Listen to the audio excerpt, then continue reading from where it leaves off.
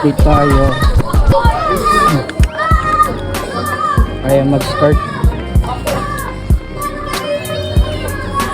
Tumirik tayo dito sa sa Intramuros.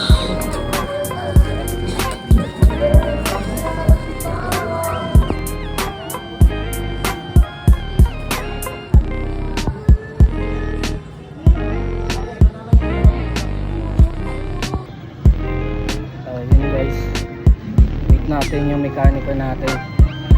Salamat kay Boss MJ. On the way na daw siya. Dito nga pala tayo sa Intramuros.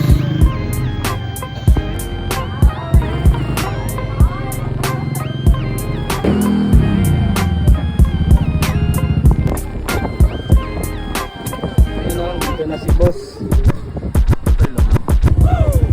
Ayun na nga guys, nagawa na yung Boss MJ.